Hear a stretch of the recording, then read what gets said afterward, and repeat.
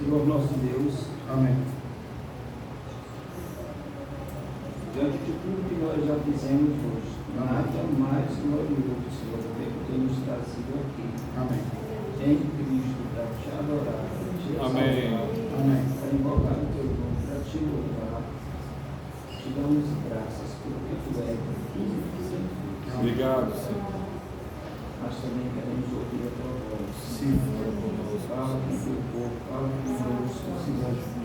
Em nome de Jesus. Usa o irmão Anderson, que já se preparou, que já se dedicou, mas que precisa de ti nesse momento. Sim, Senhor. Alinha cada palavra. Sim. Para que saia da boca dele aquilo que tu quer, Senhor, que fale conosco. Fala conosco. Ajuda-nos mais uma vez, em nome de Jesus. Em nome de Jesus. Em nome de Jesus. Amém. Amém. Graças a Deus, irmãos. A gente pede a oração dos irmãos, a gente vai. Vamos só mostrar aqui. A gente vai tentar gravar, não é porque sou eu que estou falando, porque no domingo passado a gente sentiu muita falta de estar gravando o que os irmãos estão falando, tanto por período da Davi, por período do Walter. Às vezes a gente quer rever alguma coisa e não está gravado. A gente vai tentar ver se vai ficar gravado para a gente poder depois, se não quiser, né? História. Amém?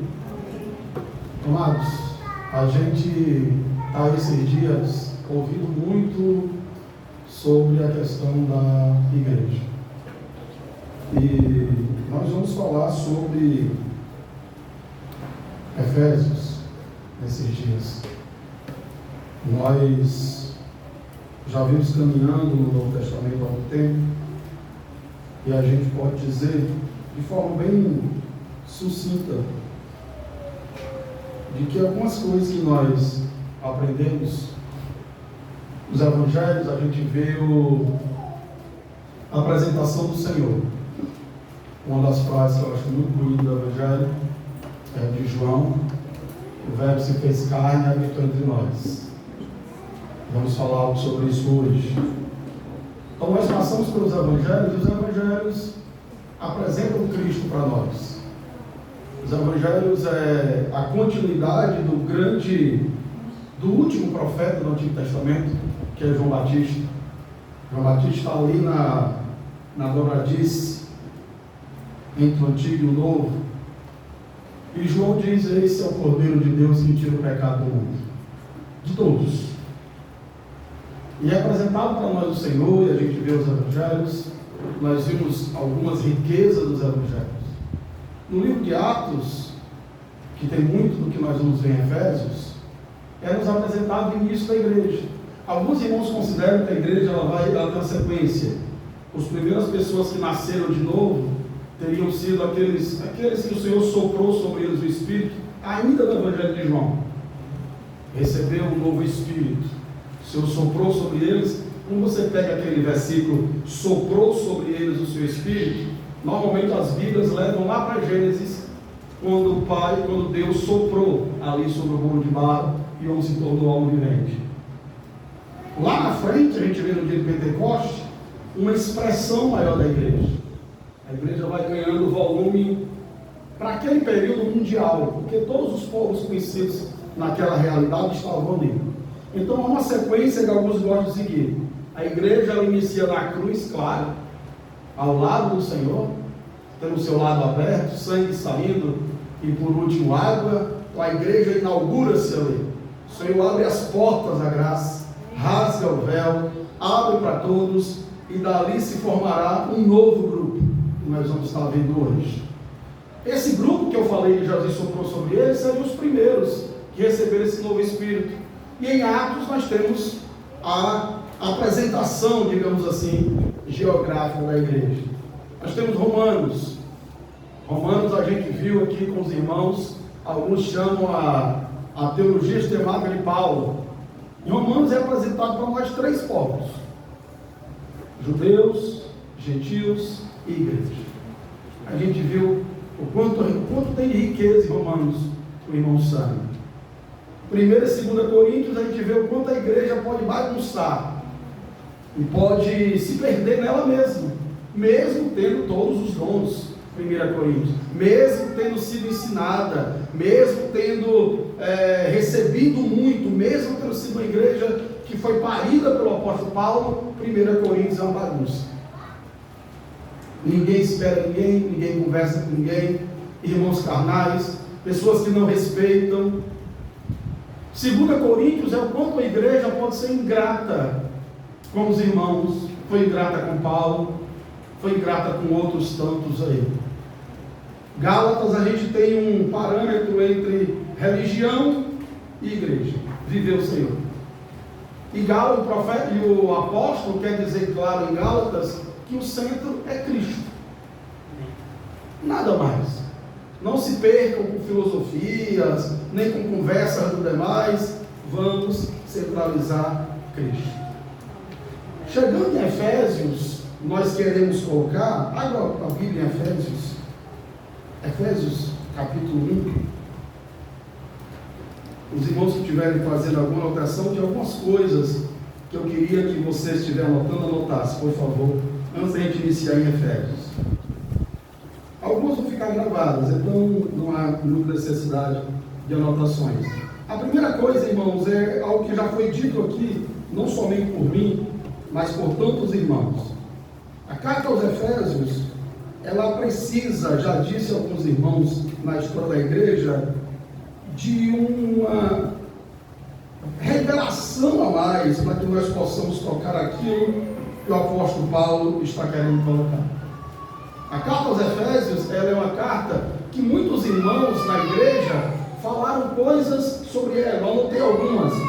O Calvino chegou a dizer que a carta aos Efésios é a coroa das epístolas escritas no mundo. Nada estaria comparado a isso. Teve outro que eu achei interessante, o William Barclay, que é um irmão que a gente sempre usa para estudar. O William Barclay diz que nunca se escreveu poesia ou literatura cristã tão alta como a carta aos Efésios. Eu estou colocando isso porque fica parecendo às vezes que ele diz assim, mas parece que os irmãos querem supervalorizar essa carta. É uma carta como qualquer outra. Não, não é. Todas as palavras que estão na Bíblia são muito importantes. Mas os assuntos tratados em Efésios, na profundidade que é tratado em Efésios, só são tratados em Efésios. Outro irmão na história da igreja, ele colocou o seguinte: não se pode ou não se deve ter uma vida cristã equilibrada ou vivendo a nova vida em Cristo sem compreender de fato Efésios. Ele disse, por isso eu agradeço a Deus por essa carta, por ter conseguido viver a vida cristã como ela é. Irmão Stephen Call, deixei por último, que uma das razões desse nosso compartilhar, de Novo Testamento, irmão Stephen diz o seguinte, ele diz, a carta aos Efésios é o prumo, é o nível, é o caminho mais claro que nós temos para entender o novo homem em Cristo. Há muita coisa sobre o novo homem, em vários locais, mas a carta aos Efésios, ela está nesse nível. Então o que nós queríamos convidar a mim e a você hoje, é nós dizer, Senhor, abre para nós um pouco mais sobre a questão da carta aos Efésios. Abre para nós um pouco mais sobre o quão grande ou quão larga é essa carta. Aqueles irmãos que fizeram anotações passadas, os irmãos lembram que nós falamos que há 7 tipologias na carta aos Efésios. Para quem já anotou, a irmã pediu para eu repetir, eu vou colocar de novo. Eu não vou falar sobre, porque nós já falamos lá atrás. A carta aos Efésios, ela fala sobre a igreja como corpo, a igreja como novo homem, a igreja e o reino, a igreja como família de Deus, a igreja como habitação de Deus, a igreja como noiva e esposa, a igreja como guerreiro do Senhor nessa terra, e a igreja como morada e habitação do Senhor. Há muitas coisas, irmãos, que nós temos dificuldade de compreender nessa nova vida em Cristo. Muitas.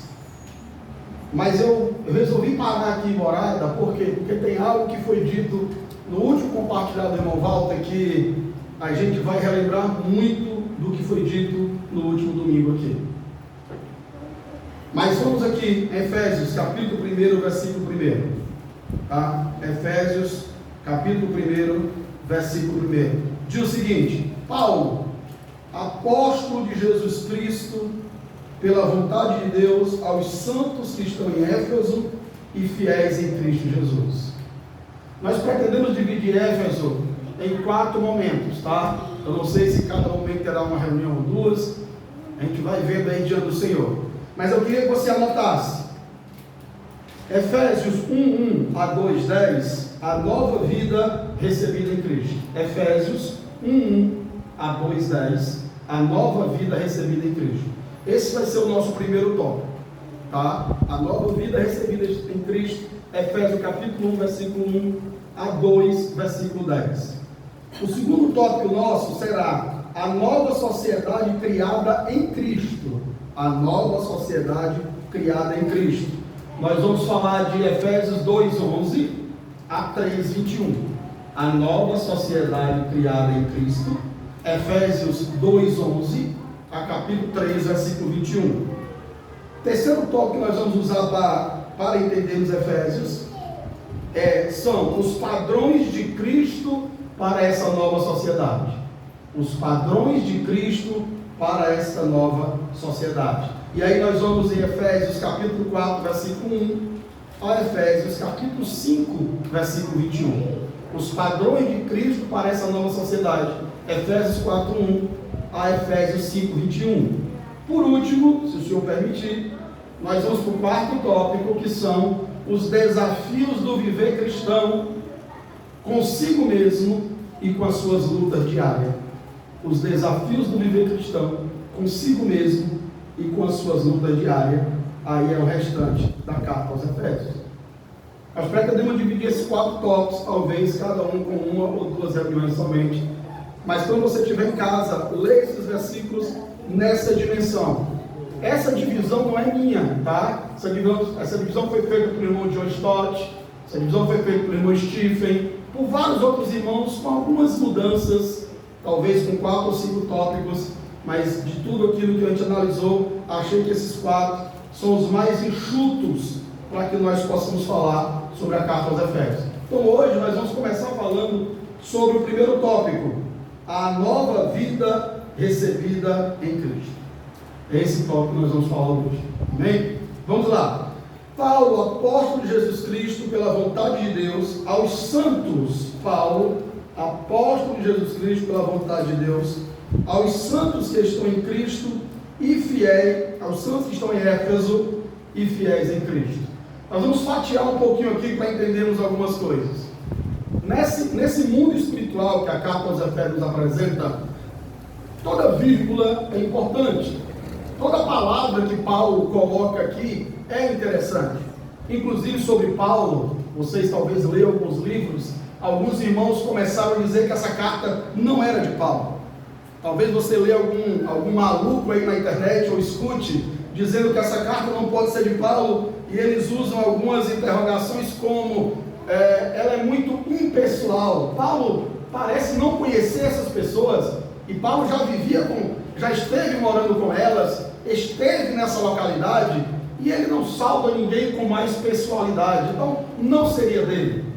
Indicava até o próprio Onésimo, um escravo que Paulo tinha ganhado para Cristo, para dizer que era ele que tinha escrito. O F.F. Bruce, que é um dos apologetas da nossa época, eu fui lendo algumas coisas, ele coloca uma coisa interessante.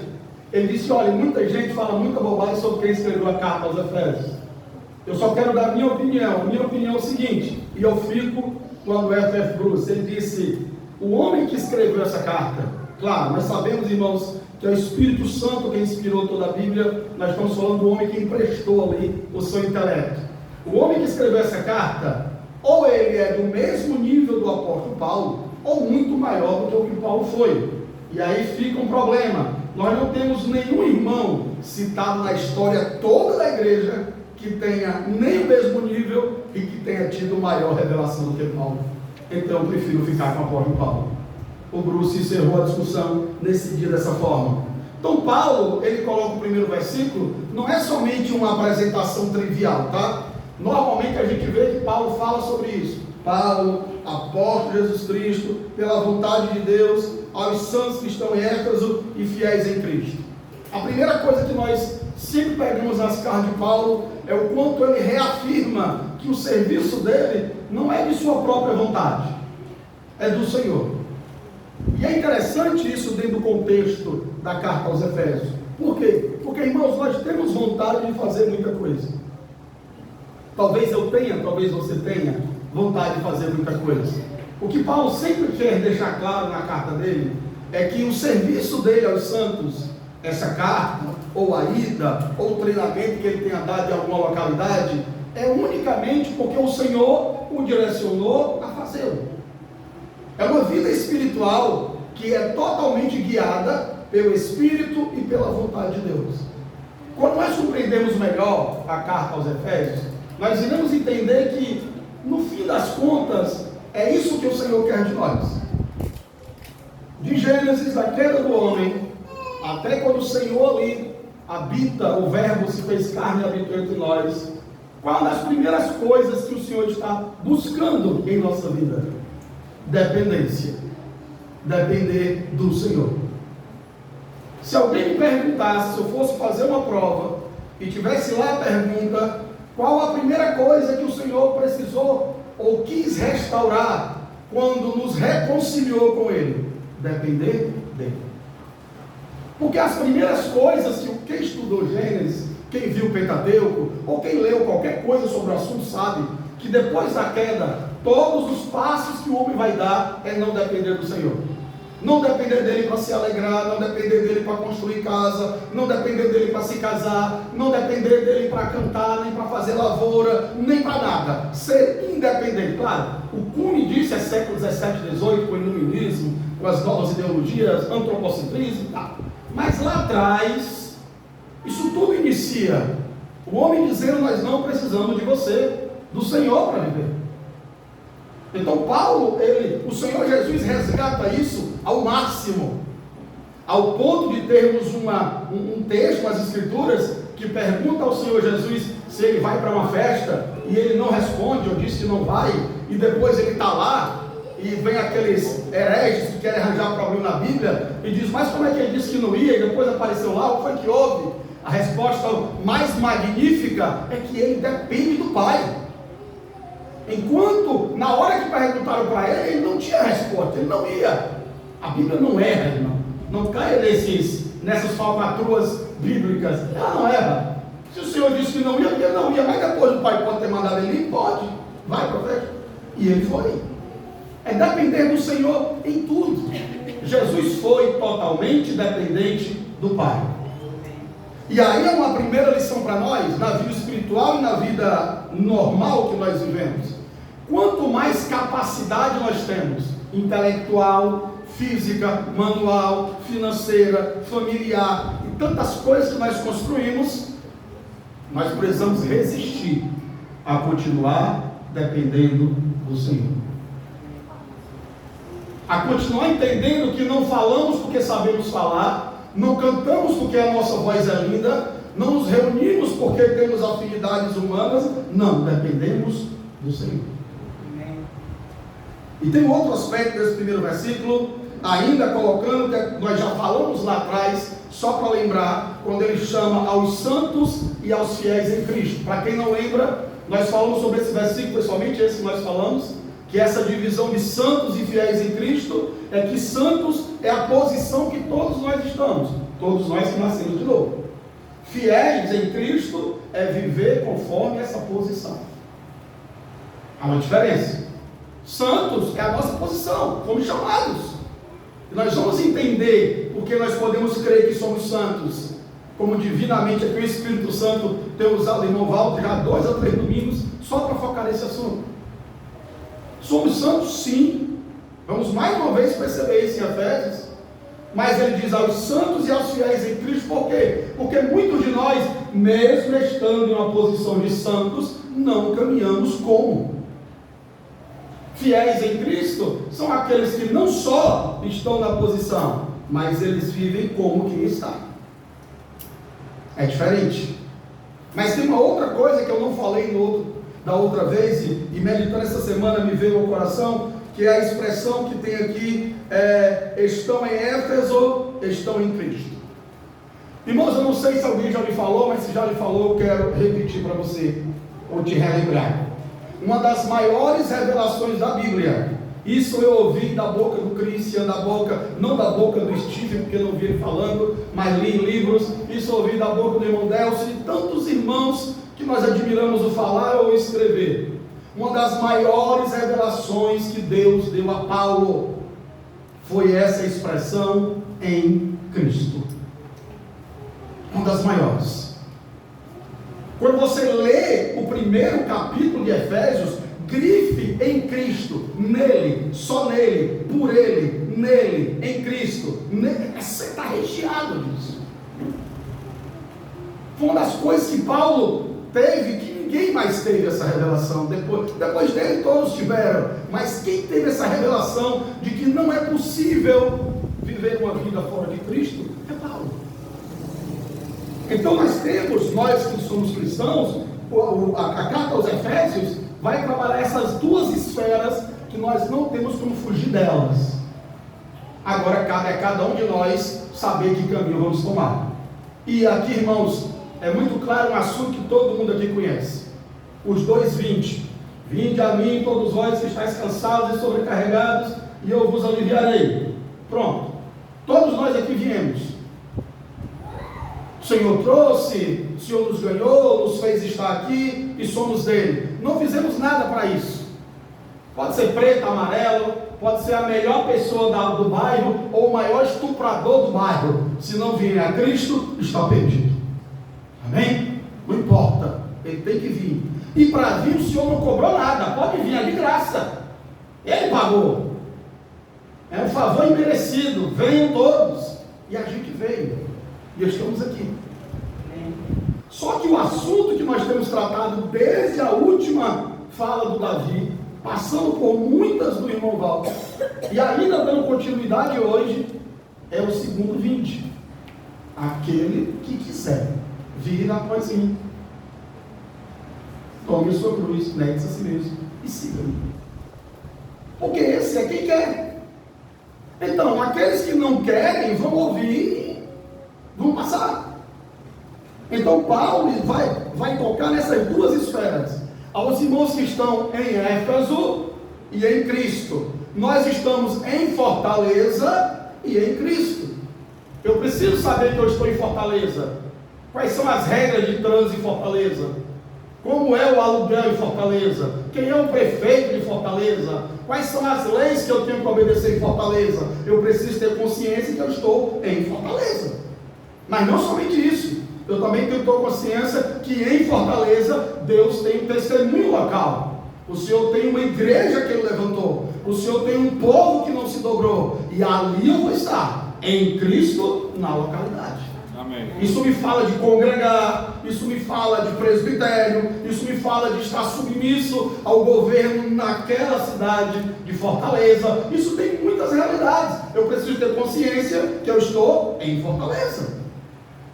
Porque se você entenda, a Bíblia é equilíbrio. Se você ficar só com um lado, não funciona. Aí, irmão, mas eu entendi que eu estou em Cristo. Sim. Aí eu vou ficar em casa, não me submeto a ninguém, e vou reunir eu e eu mesmo, porque eu conheço a Deus, Deus me conhece. E aí é o que é chamado nas revistas de escola bíblicas dos desigrejados. As pessoas que não congregam em lugar nenhum, mas ainda se titulam como cristão. Não tem pastores, não tem presbítero, não tem ninguém. Mas ela acha que é cristã porque ela conhece a Deus e Deus conhece ela e está tudo maravilhoso. Não, não é assim. Aos irmãos que estão em Éfeso, eu preciso saber qual foi a minha primeira preocupação diante do que eu reúno quando eu ia voltar para Fortaleza, é saber aonde os irmãos congregam. Aonde é que eles estão? Quem são eles? Aonde moram? Que bairro é? Por quê? Porque em Fortaleza eu preciso saber aonde o Senhor está. Então nós temos aqui em Efésios sempre essas duas dinâmicas. Eu posso viver apenas como cidadão de Fortaleza, como eu quero. do jeito que eu quiser, mesmo tendo nascido de novo. Mas o convite em Efésios é que nós possamos viver em fortaleza, sim, mas em Cristo. Amém? Em Cristo. Não fora de Cristo. Não sem ter o Senhor. Em Cristo. Então, Paulo, apóstolo do Senhor, nos chama para viver nele. E somente nele. A localidade, a cidade, ou tudo aquilo que está em torno, vai nos chamar para viver somente conforme ela dita. Mas nós estamos em Cristo. Versículo 2.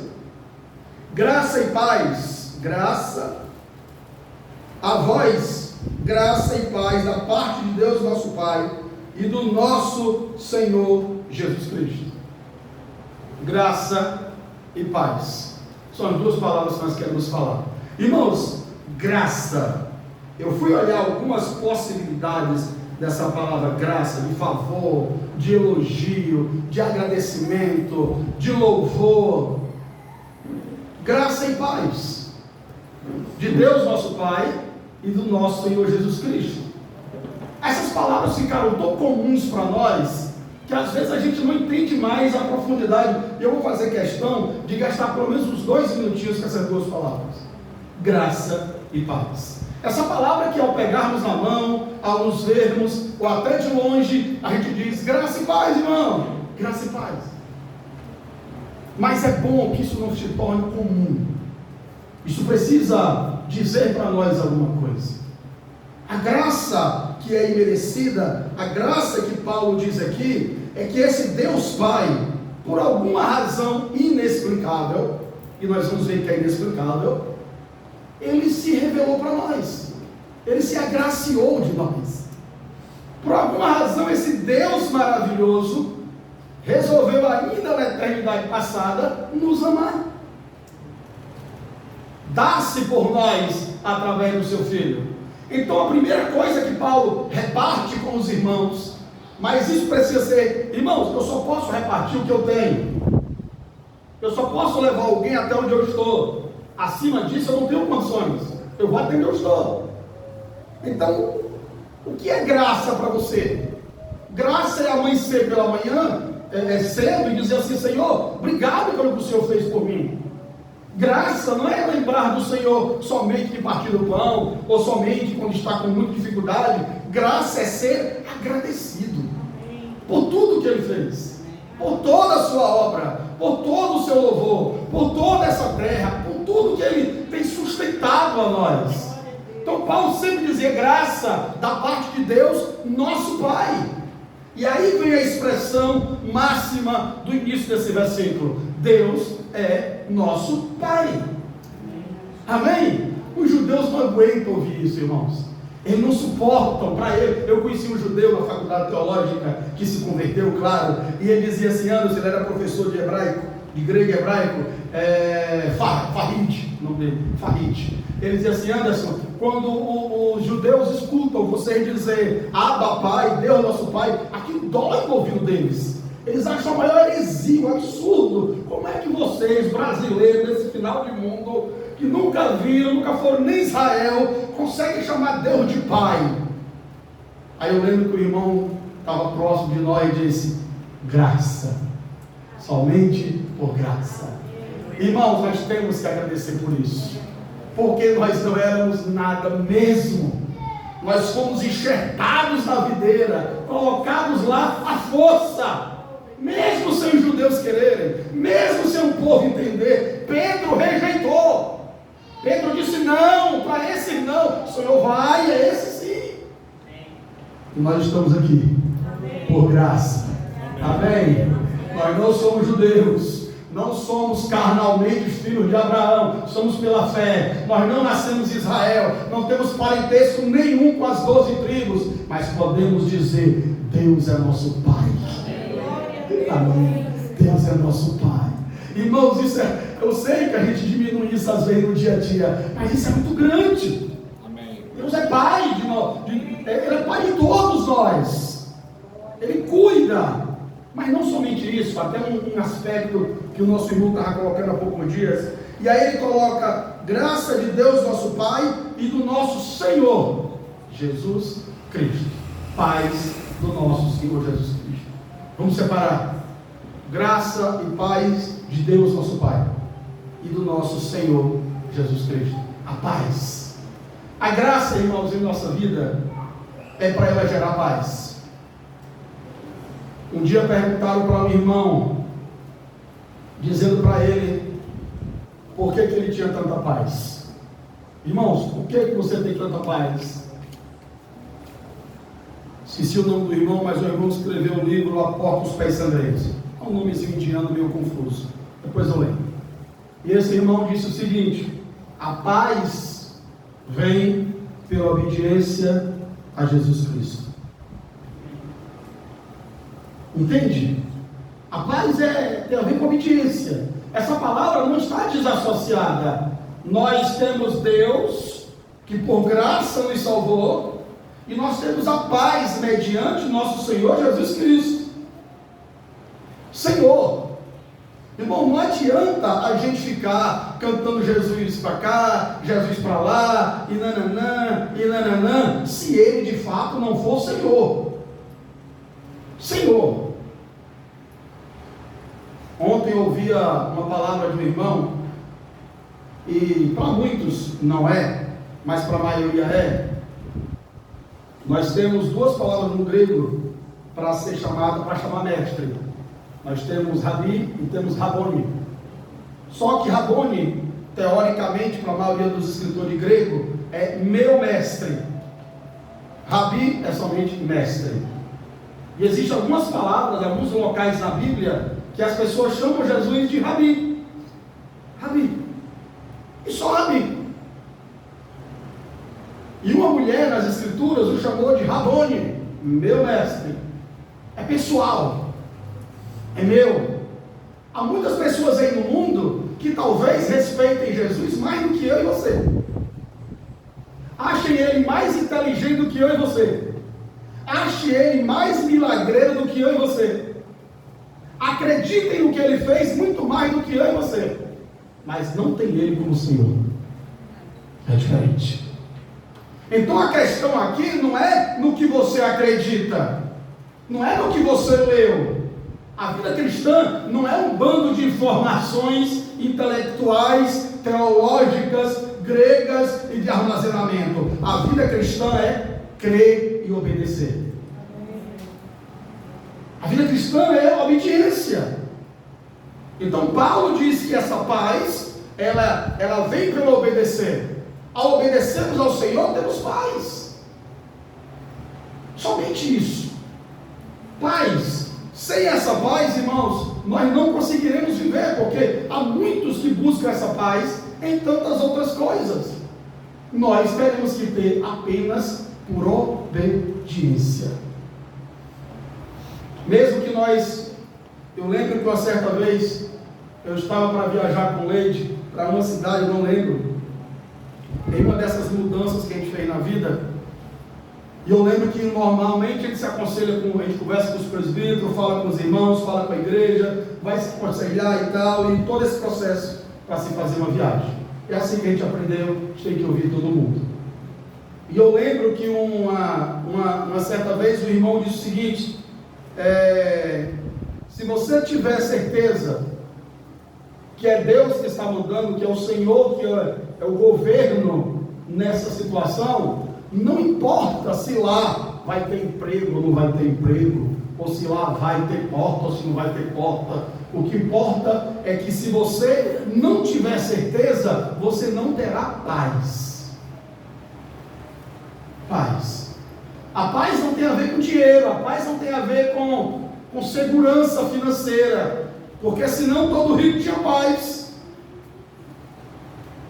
A paz não tem a ver nem com saúde, senão todo mundo que tem saúde tinha paz. A paz tem a ver com o Senhor. Amém? Amém. A paz tem a ver com Ele. Ele é o príncipe da paz. Amém? Só Ele pode trazer a paz que excede todo entendimento. E que paz é essa que excede todo entendimento? É aquela paz que olham para você, o mundo está todo de cabeça para baixo, mas você está em paz.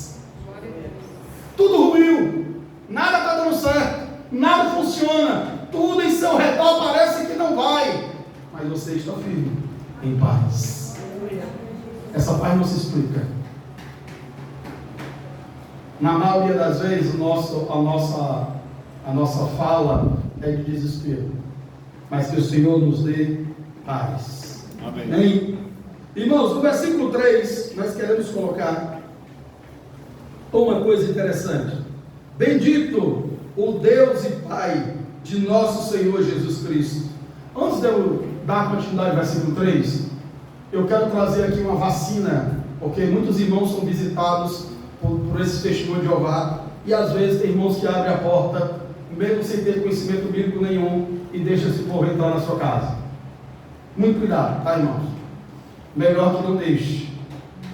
Melhor que você, com a educação, abençoe e mande que ele parte. Isso é a minha opinião, tá?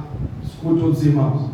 Mas esse versículo é muito comum o testemunho de Jeová usar, essa parte A desse texto. Só para a gente lembrar. O que é que diz o texto? Bendito Deus de nosso Senhor Jesus Cristo, o Deus e Pai de nosso Senhor Jesus Cristo.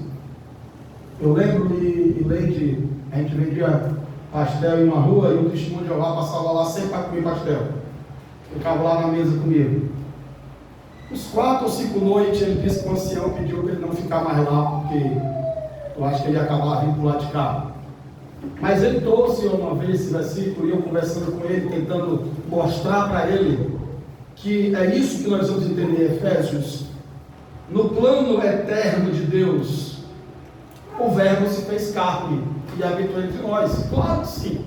No plano eterno, nós temos ele é o unigênito do Pai, o Filho único do Pai.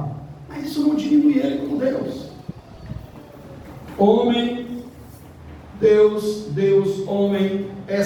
A palavra grega para isso na teologia é hipostasis ou hipostase, que é a união muito íntima de uma coisa com a outra. Não tem diferença. Ele é Deus sem deixar de ser homem, e foi homem sem nunca deixar de ser Deus. Ah, mas eu não entendo. Problema seu. Problema seu. Quantas vezes eu vi pastor em sala de aula, ah, mas é muito confuso. Tem problema do senhor. É confuso. Ora, entenda. É assim, ele é Deus, mas se fez carne. Mas se fez carne e deixou de ser Deus? Nunca. Ele continua sendo Deus. Ah, mas Deus morre na cruz, e começam a fazer especulações absurdas. O que nós temos é que o Verbo se fez carne e habitou entre nós. Amém? Então não importa. Agora, no plano eterno você tem sim, existe uma hierarquia no plano: Deus Pai, Deus Filho, Espírito Santo. E aqui o apóstolo, como está no mundo espiritual, é desse assunto que ele está tratando. E ele disse: bendito Deus Pai de nosso Senhor Jesus Cristo, o qual nos abençoou com todas as sortes de bênçãos espirituais nos lugares celestiais em Cristo. Olhando, revirando lá as questões do grego, bendito, bênção e abençoador, a palavra muda pouca coisa, é quase a mesma. Mas existe uma coisa das que a gente vai falar no versículo 3, que é bem interessante para nós. A primeira coisa que Paulo quer deixar muito claro, até para diferenciar, são o tipo de bênção que a igreja recebeu. Irmãos, só fazendo muita força hermenêutica e exegética é que você vai trazer para a igreja bênçãos materiais. Tem que fazer muita força, tá? Tem que fazer assim um esforço muito grande. Ah, mas o Senhor disse que aquele que deixou pai e mãe por causa de mim ganhará 100 vezes mais nessa terra. Aí um negocinho ali que não tem nada a ver com dinheiro, não. A igreja, ela não tem essa conotação de ser abençoada com terreno, com carro, e com multiplicar a tua conta bancária, e com melhor. Não. Não. O apóstolo deixa bem claro que são bênçãos espirituais em Cristo. Se por alguma razão Deus vai te dar bens materiais, amém, Deus te abençoe. Também não estou dizendo que a igreja vai fazer o voto de pobreza que fez São Francisco de Assis, e vai vender tudo e viver na miséria de esmola. Não, não é esse outro exagero. É apenas deixando claro que o Senhor não tem, biblicamente falando, compromisso com a igreja de enriquecê-la, de dar dinheiro a ela, de fazê-la forte financeiramente, de fazê-la grande potência. Não. Vai ter que forçar o tempo, vai ter que pegar o Antigo Testamento, vai ter que pegar a promessa de Israel e aplicar para a igreja, vai ter que misturar os textos e as profecias de Israel e transmiti-las para a igreja. Vai ter que misturar. As bênçãos espirituais que foram nos dadas são em Cristo. É nele. É nele. O Senhor, irmãos, a teologia da prosperidade é tão diabólica, demoníaca, quando ela nasceu na década de 90 ainda, início dos anos 90, que ela consegue colocar na cabeça de algumas pessoas que se elas não estiverem bem financeiramente, é resultado que elas não estão bem com Deus. Olha que absurdo. Quer dizer que se eu não estou bem financeiramente, se eu não consigo comprar um carro, se eu não consigo viajar uma vez no ano, se eu não consigo trocar de casa ou sair do aluguel, é porque eu estou mal com Deus. Não. Muitas pessoas nunca comprarão casa, sempre viverão de aluguel, sempre viverão ali penando ali a vida, no corre-corre para sobreviver, e estão bem com Deus, estão firmes com o Senhor. Elas não têm problema de pecado, não. É porque por alguma razão o Senhor com elas é aquilo ali, e ponto final. E quem sou eu para ficar analisando a minha vida e a do outro? Não, irmãos. Cada um, o Senhor tem a sua reta justiça e a sua vara de medir. Mas nós não quantificamos vida espiritual por conta bancária. Nós não quantificamos o quanto você tem de fé pelo quanto você tem de bens.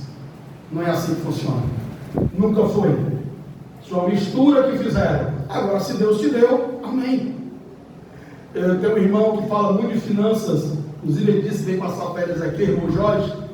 Irmão Jorge, há muitos anos pregando, ministrando em Salvador, ele disse: olha, a única coisa que eu te peço é que se um dia você for rico e tiver muito no Senhor, que isso não fique só dentro do teu umbigo, que transborde para a Assembleia, que os irmãos também possam ser abençoados e você não beba sozinho no seu cálice.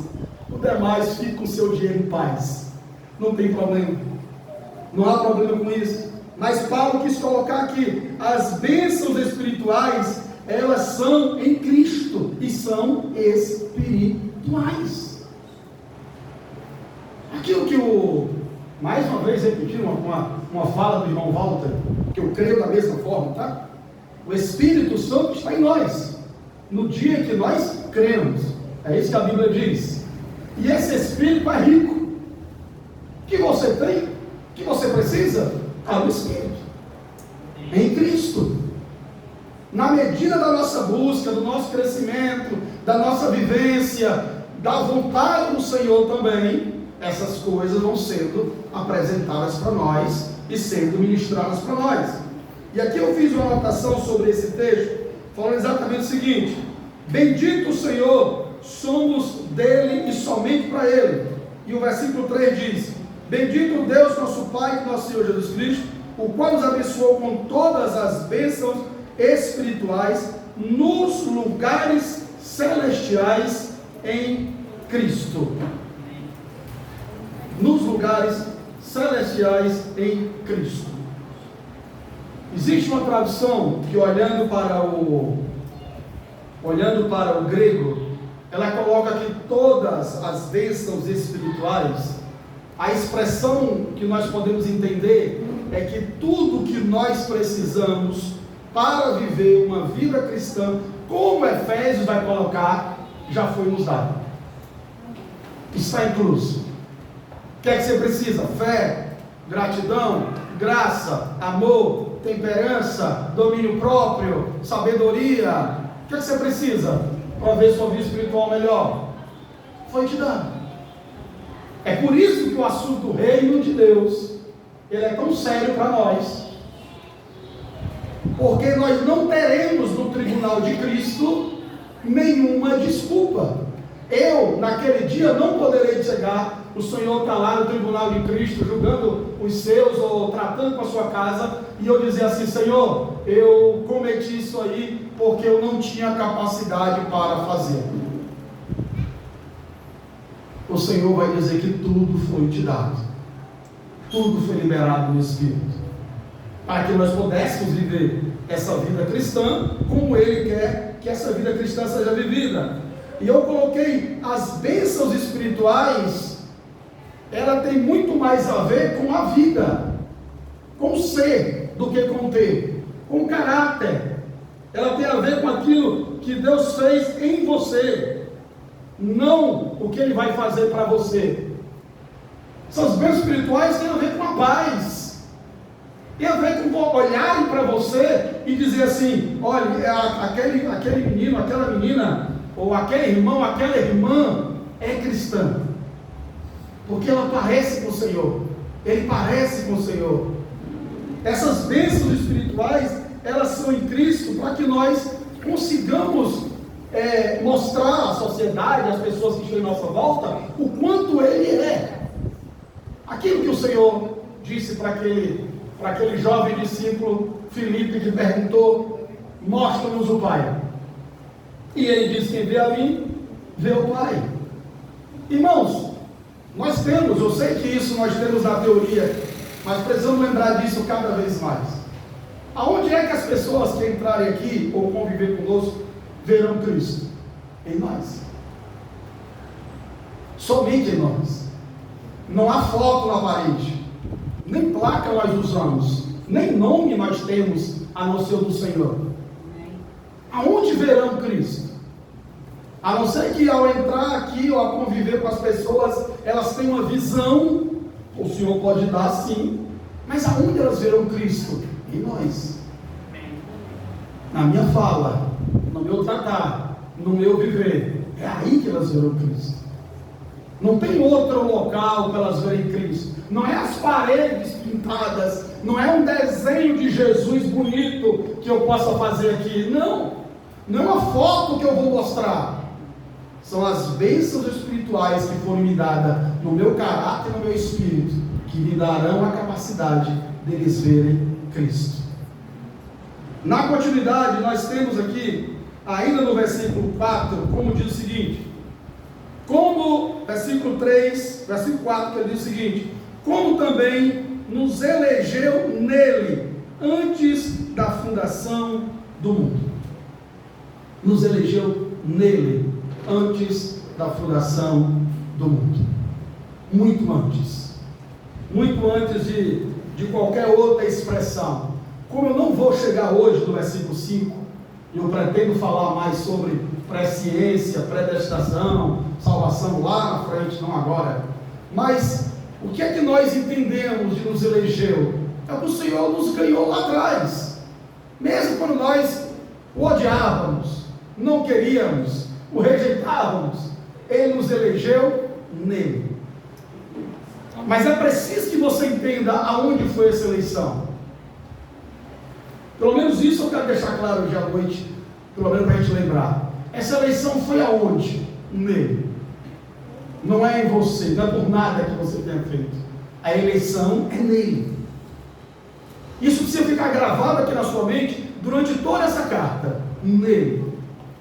Um dia um amado irmão falando sobre esse texto, disse o seguinte: imagine que Jesus é essa Bíblia e você é esse livro. Coloca o livro dentro da Bíblia e fecha a Bíblia. Mande pelo correio. Aonde essa Bíblia estiver, o livro estará. Foi isso que aconteceu. Lá na eternidade passada, o Senhor te escolheu nele.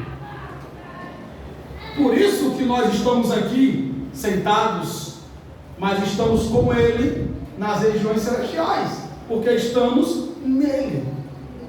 Não há outro lugar que nós estamos nele. E por isso essa eleição maravilhosa feita pelo Senhor, ela é muito grandiosa, e nós vamos ainda com mais calma ver em outro momento. E diz o seguinte: para que fôssemos santos. Olha o versículo: Ele nos elegeu, como também nos elegeu nele antes da fundação do mundo. Para quê? Talvez a primeira coisa que nós possamos dizer, se tivesse uma prova, Cristo nos elegeu, o Pai, o Cristo nos elegeu nele antes da fundação do mundo. Para quê? Ele colocaria para sermos salvos. O profeta coloca, o apóstolo coloca logo embaixo a primeira razão, tá? Primeira razão de termos sido eleitos. Para muitos irmãos, eu queria que você anotasse isso. Do versículo 4 ao 14, agora, seriam as bênçãos espirituais recebidas em Cristo. Aí você vai grifando quantas você vai ver. Do versículo 4 ao versículo 14, o apóstolo vai falar que bênçãos são essas que nós recebemos em Cristo. Ele vai começar a falar agora, do 4 até chegar no 14, tá? A primeira é que ele nos elegeu nele para sermos santos. Santos. Essa é a primeira. Irmãos, e é por isso que eu disse que eu não vou chegar no versículo 5, porque realmente quando eu cheguei no 4, eu disse, não, Senhor, daqui eu não irei passar hoje. Vamos ficar por aqui mesmo. Primeira bênção espiritual, para sermos santos. O irmão colocou aqui algumas noites, pelo menos duas, o quanto Deus é santo. Irmãos, eu baixava a cabeça aqui, alguns dias, baixei a cabeça. Eu não sei se você sentiu ou percebeu, parece meio pentecostalês o que eu vou dizer, mas não é não. Não sei se você percebeu de fato a espada do Senhor sendo colocada no meio da reunião.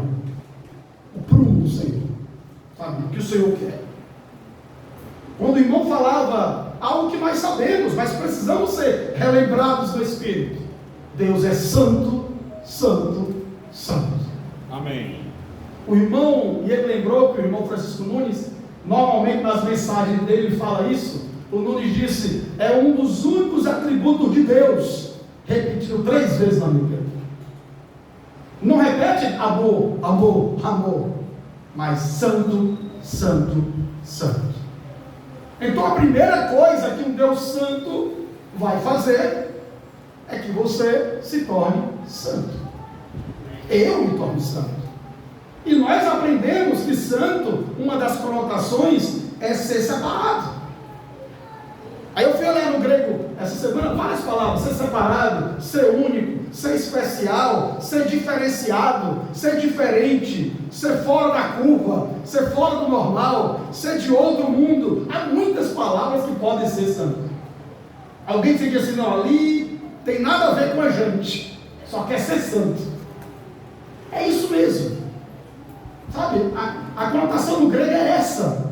É as pessoas olharem e dizer assim, não pertence a nós, não parece com a gente, não tem a mesma, não fala como a gente, não conversa. Eu sempre gosto de lembrar isso, porque quando eu me converti, os irmãos que vinham aqui à frente tinham mania de quando ir falar, isso no local que eu congregava, não é vocês talvez não, mas na onde eu congregava, eles iam para cá, os novos convertidos, e assim, eu queria saudar a igreja, meu Pai do Senhor, e queria agradecer, né, porque quando eu era desse mundo, hoje eu não sou mais, eu ficava sentado dizendo, meu Deus, ele é de onde? Né? Eu também novo convertido, Davi, eu disse, é de onde esse cara? Não é mais desse mundo não, mas era uma expressão usual na década de 90, quando eu me converti. Os irmãos diziam, quando eu era desse mundo, né? Por quê? Porque era tão impregnado pela Bíblia que nós não somos daqui. Nós não temos parte com esse mundo. Amém. Nós não temos as coisas desse mundo. Não. Então nós não somos daqui. Eu brinco até em sala de aula. Um dia desse um aluno disse assim, e o senhor crê em vida que não é dessa terra? Eu disse, creio. E quem é? Eu não sou desse mundo. Até a cabeça volumosa dessa, vai se meter, não tem como ser desse mundo, né? Aí eles começam a rir. Eles não. Aí fale sério, professor. Eu digo, não sou desse mundo mesmo, não. Eu morri e nasci de novo. E o senhor é espírita? Não. Só não, mas eu creio que eu morri e nasci de novo. Ele vem de onde? A mesma coisa. No intervalo a gente conversa, vamos voltar para a filosofia. Aí vai dando aula. Mas, gente, nós não somos. Não é uma brincadeira com eles, mas nós não somos desse mundo. Né? Nós somos de outra, nós somos feitos, nova criatura. Mas uma das coisas que é interessante nós percebermos é que santo. Qual é a primeira vez que essa palavra santo é dita na Bíblia? Santo. Êxodo, capítulo 3. Vamos lá, Êxodo, por favor. Só para nós sedimentarmos mais ainda o que já foi dito. Deixa eu ver se é Êxodo 3. Êxodo. Para quem achar, é o fato de Moisés indo conversar com o anjo na sarça ardente. Tá? 3, isso, pronto. Êxodo 3. Do 1 ao 5. Eu vou ler só o primeiro versículo e depois eu leio o último, o quinto. Apacentava Moisés o rebanho de Jetro, seu sogro, sacerdote de Midian, e levou o rebanho à parte do deserto e chegou ao monte de Deus, Horebe. Olha para cá, entenda uma coisa. Antigo Testamento, guarde isso. Antigo Testamento, há uma santificação de espaços. Tá? Há uma sacralização de território. Há uma sacralização de objetos. No Novo Testamento não tem isso. Bom, no Antigo Testamento tem. Alguns objetos foram sacralizados, algumas coisas foram sacralizadas, alguns espaços também foram. Essa, a primeira vez que aparece a palavra santo na Bíblia, não é em Gênesis, é aqui. Você vai entender para nós sedimentarmos alguma coisa para nós. Vamos lá. Versículo 5 diz o seguinte: e disse: não te chegues para cá, tire o sapato dos teus pés, porque o lugar que estás é santo, ou é terra santa. Irmãos, eu não sei se você já fez esse ajuste mental, mas por que nós somos santos? Se alguém perguntar para você, por que você é santo? Se você continua comendo arroz, isso a minha avó dizia, você continua comendo arroz com feijão, né? Continua indo no banheiro do mesmo jeito de todo mundo, e agora diz que é santo. Por que somos santos? Não tem nada a ver com a mudança da nossa roupa. É isso que eu quero que você entenda através de Efésios. Não tem nada a ver com aquilo que você mudou, com a fala, não tem nada a ver com fazer. Você fazer alguma coisa. É por isso que nós aprendemos errado. Não, ser santo é trocar a roupa, é não falar palavrão. Não, isso aí são atitudes de quem já é santo, de quem está na posição santa. Mas isso não te torna santo, porque uma pessoa que não é cristão pode nunca falar palavrão, pode nunca adulterar, ele pode nunca fornicar, ele pode ser a pessoa mais excepcional que a sociedade diga, e ele não é santo. Então não são as coisas que você vai fazer, isso não torna. Então o que é que nos torna santo, segundo esse texto? O texto diz: Moisés, segura aí, não chega perto. Por quê? Porque é a terra que você está é santa. Aí a lição que fica para nós é muito simples e direta para hoje à noite. Aonde Deus está, esse local se torna santo. Amém? Deus não está nesse templo, Deus está em você. Por isso que você é santo. Quem não teve novo nascimento, quem não teve o Senhor habitando dentro dele, não pode dizer que é santo. Mas por que eu sou santo? Porque Deus habita em mim, e aonde Ele está é santo. Eu posso até não viver ainda segundo essa posição, mas sou santo porque Ele é santo. Ele habita em mim, então eu sou santo. Fui santificado pela sua presença. Mas para ficar mais claro, daqui a pouco, eu queria ler com você 2 Pedro, capítulo 1, vamos lá para o Novo Testamento. 2 Pedro, capítulo 1, porque eu quero que você compreenda ainda outra coisa, que não é a questão de o que você faz, mas a questão da nova natureza. 2 Pedro, capítulo 1, do 1 ao 4. 2 Pedro, capítulo 1, do 1 ao 4. Vamos lá. 2 Pedro, achei. Capítulo 1, do verso 1 ao 4. Diz o seguinte, vamos pegar do 2. Graça e paz vos sejam multiplicadas pelo conhecimento de Deus e de Jesus Cristo, nosso Senhor. visto com o seu divino poder, nos deu tudo o que diz respeito à vida e à piedade, pelo conhecimento daquele que nos chamou pela sua glória e virtude, pelas quais ele nos tem dado grandíssimas e preciosas promessas, para que por elas fiqueis participantes de quê? Da natureza divina. Irmãos, é muito mais profunda, por isso que Nicodemos, ele se embananou todo. Não é você trocar de roupa. Muita gente achou durante muito tempo, e nós respeitamos, porque muitos irmãos fizeram isso com a melhor das intenções. Tamanho da saia, não usa brinco, não usa batom, cabelo não sei aonde, e não. Respeita esses irmãos, porque eu sei que muitos foram com boas intenções, acreditando sim que aquilo ali tornava as pessoas santas, mas não é isso.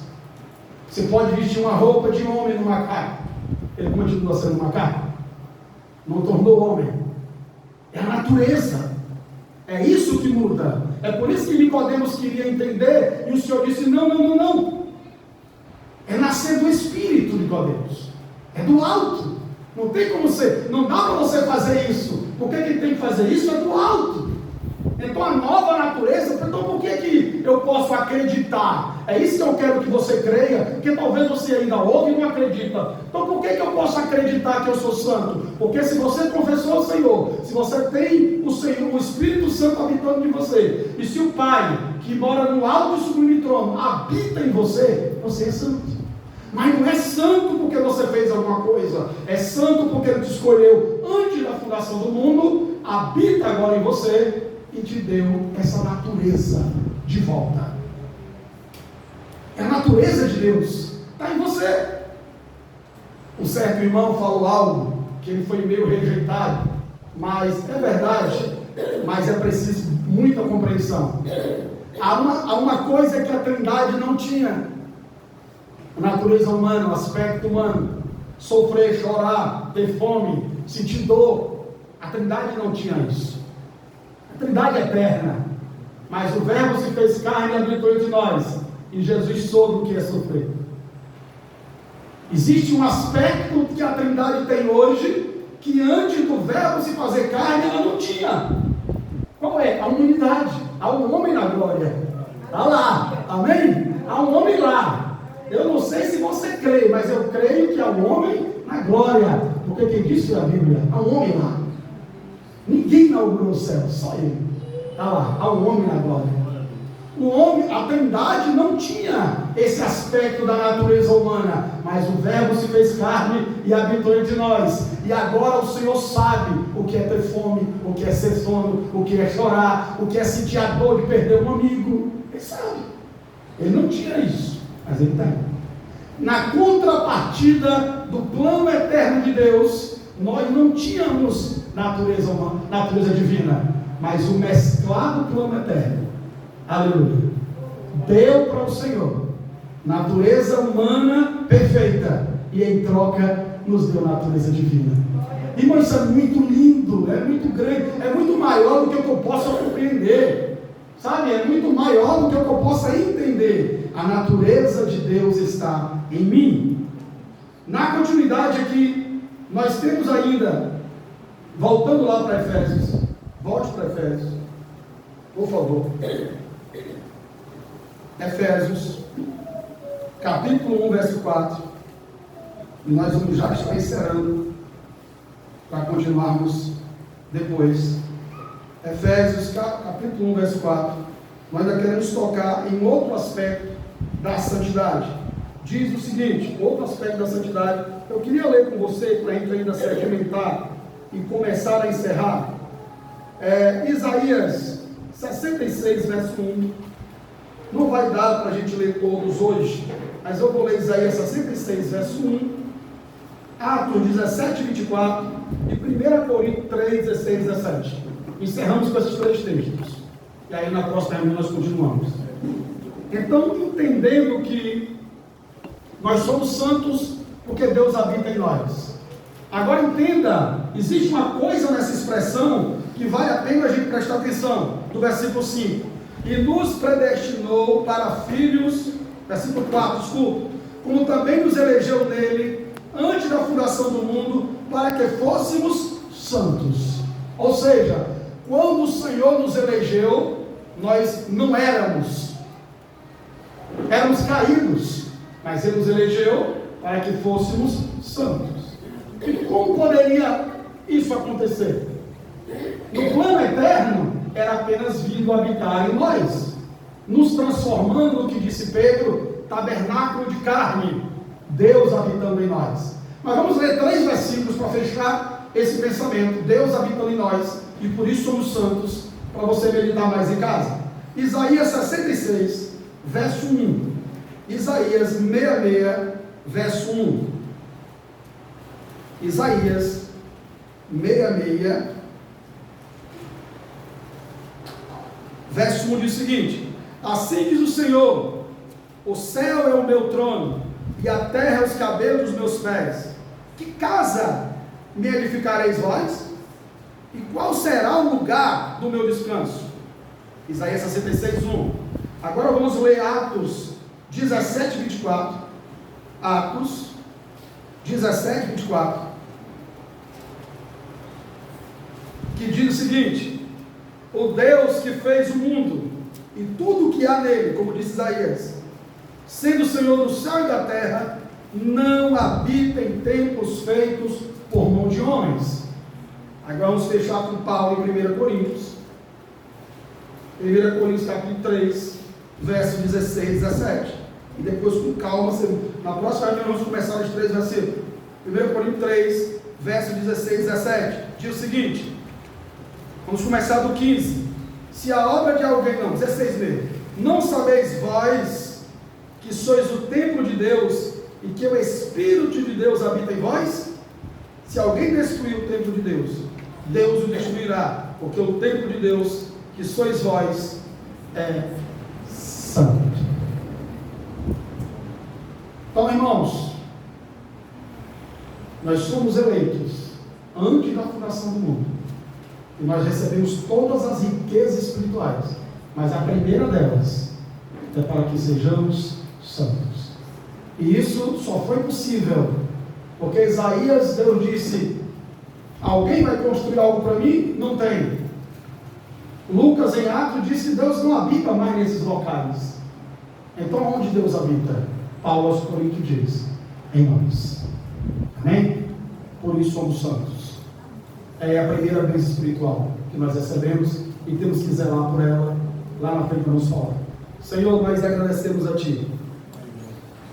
Que o Senhor possa perdoar qualquer palavra dita de forma fora do lugar, mas que o Senhor possa nos trazer direcionamento, paz, e que nós possamos ser gratos por tudo que o Senhor fez por nós.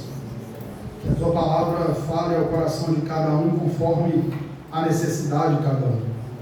Só o Senhor conhece os corações, nós não conhecemos, mas o Senhor sabe. Então nos ajude mais ainda com a continuidade no nosso partir do pão, essa mesa que está na nossa frente, esse pão, Senhor, que nós cremos, representa não somente nós, mas nós queremos partir esse pão crendo que representa todos os santos que um dia creram. Senhor, nós cremos também nesse sangue que foi derramado no Calvário e alcançou a vida de cada um que está aqui. Glorioso sangue. Nos dê a devida convicção na Tua presença ainda hoje à noite. Em nome de Jesus. Amém. Deus, meu Senhor.